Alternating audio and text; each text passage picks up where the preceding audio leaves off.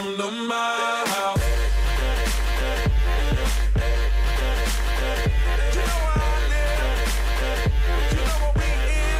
What's good, y'all? It's your boy Ty here, back with another video, and this time we're going to deal with your playstyle control players, those who like to be in control. But before we begin, make sure if you have not subscribed to the channel, make sure you do. Make sure you click your notification on so you can be notified when I have new content, because I'm going to have tons more coming.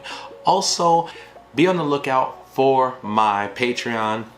I will have a link below for you guys, so that way you guys, I'm checking the description because I do write some messages and some other things to be able to stay connected with me on. That's gonna have all kinds of stuff in there. And I'm gonna have exclusive things for my Patreon, and anybody that wants to get involved with the family, the fam club, I'm telling you, man, I'm gonna have so many things to talk to you guys about, really exclusive things that only you guys on the Patreon will get to experience. All right, so definitely be on the lookout for that. But anyways, without further ado, let's get into the video. So now we are here talking about control players. So you have discovered that you are a control player. You just like to sit back, you like to just chill, be relaxed, block well, take your resources away from your rival. They think they're gonna go in with their combo, you interrupt their combo. You just like to mess up, small victories. That's what my cousin tells me, shout out to David Taylor. He'd be like, small victories. I may not win this game, but I'm gonna make sure I interrupt things involved in what you're trying to do and not make that fun for you. I'm gonna make you struggle, I'm gonna make you sweat, and that's a victory for me. I might lose the actual game overall, but I'm gonna interrupt certain things that would have been a victory to you. I'm taking it away from you. That's what a control player is, a one who just sits back, takes resources, and after your rival's resources are out, you go in and take them out. And so there are a few characters that come to mind when I think of control. One character I would say is Shoto Todoroki version 1. Shoto Todoroki version 1 is interesting, and I think Loki, a lot of people stay away from him because they're afraid of playing defense. He has access to a lot of stuff. He is very, very strong. He's one of the only characters, actually he is the only character right now that has the ability to cancel an ability just like that. He commits his character, excuse me, in Mills 3, discards the top 3 cards of his deck. So he kind of just waits for you to do one of your big combos. If you have a big combo, a big thing that you're trying to go in on, he's that character that says, yeah, you better think about it because I'm gonna cancel it. And 9 times out of 10, he cancels it. And I think he's just gonna get stronger and stronger. He's gonna be very dangerous. I think he's one of those characters that is going to, the longer the game gets, the worse it gets for you as the rival. If he's able to survive constantly, it's really difficult to deal with him because he just keeps going. And then he has an ability that that says, commit a foundation, give the attack +1 damage for every 2 range attacks in your discard pile. So like I said, kind of constantly generating to a point where you're like, man, this is a lot of damage, or this is a lot. And if he puts it on a throw, you got a 12 damage attack, 12 damage throw attack coming at you for a lot. And if you can't cancel, if you have something to try to destroy, he can just cancel it with his character. He's not playable while committed, so that's the only thing. So you do have to be strategic with it. But he's the type where you build a wall, straight, boom, struggle. Yeah, you're gonna struggle with it. Next is Toga version 1. Toga version 1. She is very annoying. She has the ability, a few of my buddies have topped with her, have really been showing that she is a contender in the meta. She's creeping up a lot more in that. She has access to a lot of cards because of her symbols too.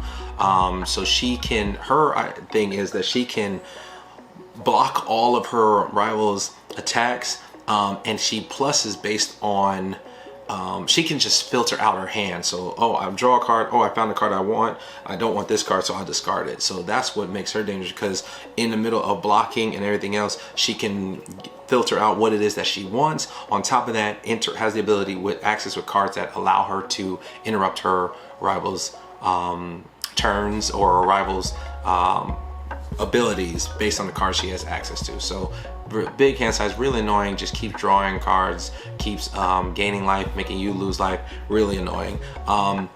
Another one is Sero version 1. This guy is really cool. He doesn't see a lot of play, but he is probably one of the better control characters as well. He has the ability to, once per game, after he completely blocks an attack, he can look at your hand, look at your rival's hand, and discard one of those cards. He just chooses, he looks at your hand, chooses one, discard it. But he also gets to look at your hand, so he gets to see what block zones you have, which makes his other ability to where enhance, he can change this attack, his attack, your attack, to any zone he wants. So if he knows what you have in your hand, he can just be like, all right, all these attacks in my hand, I can just, yeah, I'm gonna get rid of that. I'm gonna get rid of that. I'm gonna do this. I'm gonna do that. And he can just slow roll. And then if they partial block your attack, then you get to draw, your response draw 2 cards. So you get to draw cards in hand. You have access, but he has access to more cards that allow you to make them discard cards out of their hands. So he's a control. He's not very aggressive. A lot of his attacks are small, so they just chip away at you. So if you build it right to where you can just kind of slow your rival down, it gets really annoying. And then just being able to look at your rival's hand one time and going, all right, I know you're not gonna be able to block the rest of these attack. You're dead here. So that's Sero. Next one is Momo version 1. Momo version 1, she's another one annoying. She can build very well. She has access to cards. She can, you know, she just has access to cards to block stuff. She can draw a bunch of cards. She can put breaker here. She has a card with breaker here. She can add stuff in her card pool. She can gain her life back. I mean, she just does a lot. And it gets to a point where after she builds a wall, she doesn't even care about deadlock. She gets to a point where she just builds up. And now, I say that she's control, but that doesn't mean that. And her control is more so she picks up her, and she can almost be close to mid-range. She picks up cards and stuff, builds the character, I mean blocks and everything else, makes it to where your rival loses all their resources, and then she gets a chance to pick up what she wants from her discard pile once per turn. And now she gets to set up for that combo and kill you out. I mean, I have a homie that he plays her. Oh my gosh, he is insane with her. But he's put the time into her. He found out what his play style is. He can play aggressive, but he knows, okay, I can't kill yet. I don't have the kill shot yet. So I'm just gonna keep building and I'm just gonna play defense. I'm gonna mess my rival up, and I know how to keep it going. So it's really hard to beat her. She takes a while. And lastly, I will say this character who is very annoying, like I said, guys that just like to interrupt stuff, Minerva version 2. Minerva version 2 is definitely in control as well. He can play aggressive. I mean, he chips away at you. He builds. he de-builds you. Like, he takes a rival's foundation, puts it into the card pool once per each turn. If it's on their turn, they get to build. They may build the top card of their deck face down. Some may forget. You're not gonna remind them, so you know they may forget, and you're just like, okay. So like I said, de-building. That's what de-building. When they use that term, de-building. Taking cards from their staging area. Also, he has the ability to discard a momentum, reduce the speed of an attack to 0, and then draw a card. So he can draw the card that he needs in whatever the zone is, and he makes the speed of the attack 0. It doesn't matter what speed it was, he can bring it to 0 with the momentum. So really what he does is he has big health. He's able to just hit. He's able to hit you with a lot of throws. So he's chipping away at you little by little. And there's almost nothing you can do about it. So he does that, deals damage, and then he's able to put it into his momentum. And he's just like, all right, cool.